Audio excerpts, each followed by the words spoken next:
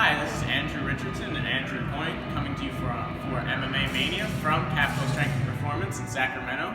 And now we're going to do a fighter-on-fighter technique highlight on the other half of this weekend's main event, Kelvin Gastelum.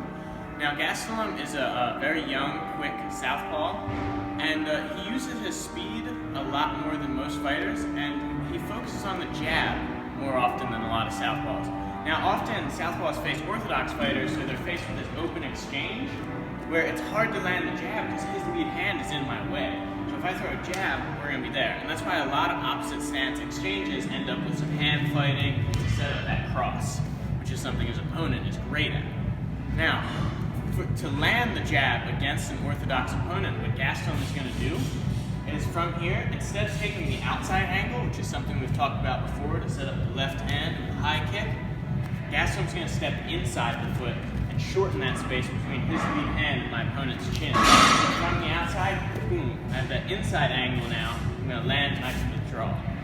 Now that's a great technique, but against Belfort, who's a southpaw, things are a little different. Now that me and my opponent are in the same stance, it's just like if we were both orthodox. So it's a lot easier to land this jab, and it's going to be very important in this fight. Now just another little detail on why Gastelum jabs so well is he often gets his head off the center line. So a lot of times the most common response to a jab is for my opponent to jab back. So if we both throw jabs at the same time, we're going to hit each other, and that doesn't really help anyone. What Gastelum will do is duck his head off to the side just a little bit, and now his jab misses, mine lands clean and snaps his head back. Now off that, Gastelum can also jab and jab to the body, and from that jab to the body, or just the jab, can come in with the left overhand, and step in on the shot. There's all sorts of setups from there, and that's why he's done so well against other southpaws like Rick Story and Johnny Hendricks.